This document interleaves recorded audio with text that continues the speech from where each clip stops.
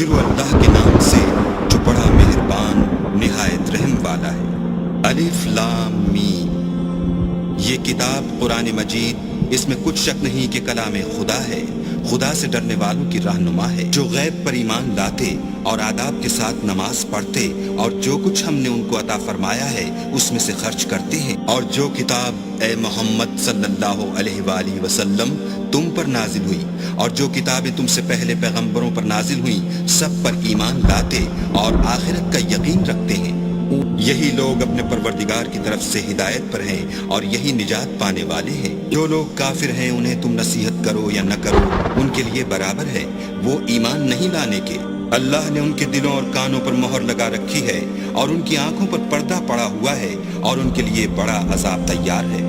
اور بعض لوگ ایسے ہیں جو کہتے ہیں کہ ہم اللہ پر اور روز آخرت پر ایمان رکھتے ہیں، حالانکہ وہ ایمان نہیں رکھتے۔ یہ اپنے پندار میں اللہ کو اور مومنوں کو چکمہ دیتے ہیں، مگر حقیقت میں اپنے سوا کسی کو چکمہ نہیں دیتے اور اس سے بے خبر ہیں۔ ان کے دلوں میں کفر کا مرض تھا، اللہ نے ان کا مرض اور زیادہ کر دیا، اور ان کے جھوٹ بولنے کے سبب ان کو دکھ دینے والا عذاب ہوگا۔ اور جب ان سے کہا جاتا ہے کہ زمین میں فساد نہ ڈالو تو کہتے ہیں ہم تو اصلاح کرنے والے ہیں، دیکھو یہ بلا شبہ مفسد ہیں لیکن خبر نہیں رکھتے۔ اور جب ان سے کہا جاتا ہے کہ جس طرح اور لوگ ایمان لے آئے تم بھی ایمان لے آؤ تو کہتے ہیں بھلا جس طرح بے وقوف ایمان لے آئے ہیں اسی طرح ہم بھی ایمان لے آئیں، سن لو کہ یہی بے وقوف ہیں لیکن نہیں جانتے۔ اور یہ لوگ جب مومنوں سے ملتے ہیں تو کہتے ہیں کہ ہم ایمان لے آئے ہیں، اور جب اپنے شیطانوں میں جاتے ہیں تو ان سے کہتے ہیں کہ ہم تمہارے ساتھ ہیں، اور پیروان محمد سے تو ہم ہنسی کیا کرتے ہیں۔ ان منافقوں سے اللہ ہنسی کرتا ہے اور انہیں مہلت دیے جاتا ہے کہ شرارت و سرکشی میں پڑے بہک رہے ہیں۔ یہ وہ لوگ ہیں جنہوں نے ہدایت چھوڑ کر گمراہی خریدی،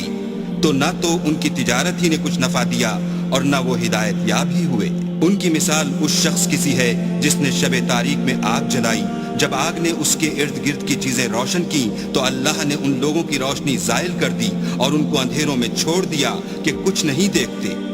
یہ بہرے ہیں، گونگے ہیں، اندھے ہیں کہ کسی طرح سیدھے رستے کی طرف لوٹ ہی نہیں سکتے۔ یا ان کی مثال مہ کی سی ہے کہ آسمان سے برس رہا ہو اور اس میں اندھیرے پر اندھیرا چھا رہا ہو اور بادل گرج رہا ہو اور بجلی کوند رہی ہو تو یہ کڑک سے ڈر کر موت کے خوف سے کانوں میں انگلیاں دے لیں، اور اللہ کافروں کو ہر طرف سے گھیرے ہوئے ہے۔ قریب ہے کہ بجلی کی چمک ان کی آنکھوں کی بصارت کو اچک لے جائے۔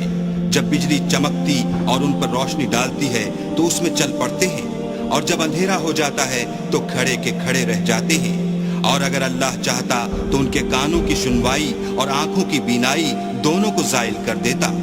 بلا شبہ اللہ ہر چیز پر قادر ہے۔ لوگوں اپنے پروردگار کی عبادت کرو جس نے تم کو اور تم سے پہلے لوگوں کو پیدا کیا تاکہ تم اس کے عذاب سے بچو، جس نے تمہارے لیے زمین کو بچھونا اور آسمان کو چھت بنایا اور آسمان سے مہ برسا کر تمہارے کھانے کے لیے انواع اقسام کے میوے پیدا کیے، بس کسی کو اللہ کا ہمسر نہ بناؤ اور تم جانتے تو ہو۔ اور اگر تم اس کتاب میں جو ہم نے اپنے بندے محمد عربی پر نازل فرمائی ہے کچھ شک ہو تو اسی طرح کی ایک صورت تم بھی بنا لاؤ، اور اللہ کے سوا جو تمہارے مددگار ہوں ان کو بھی بلا لو اگر تم سچے ہو۔ لیکن اگر ایسا نہ کر سکو اور ہرگز نہیں کر سکو گے تو اس آگ سے ڈرو جس کا ایندھن آدمی اور پتھر ہوں گے اور جو کافروں کے لیے تیار کی گئی ہے۔ اور جو لوگ ایمان لائے اور نیک عمل کرتے رہے ان کو خوشخبری سنا دو کہ ان کے لیے نعمت کے باغ ہیں جن کے نیچے نہریں بہہ رہی ہیں، جب انہیں ان میں سے کسی قسم کا میوہ کھانے کو دیا جائے گا تو کہیں گے یہ تو وہی ہے جو ہم کو پہلے دیا گیا تھا، اور ان کو ایک دوسرے کے ہم شکل میوے دیے جائیں گے، اور وہاں ان کے لیے پاک بیویاں ہوں گی اور وہ بہشتوں میں ہمیشہ رہیں گے۔ اللہ اس بات سے آر نہیں کرتا کہ مچھر یا اس سے بڑھ کر کسی چیز مثلا مکھی، مکڑی وغیرہ کی مثال بیان فرمائے۔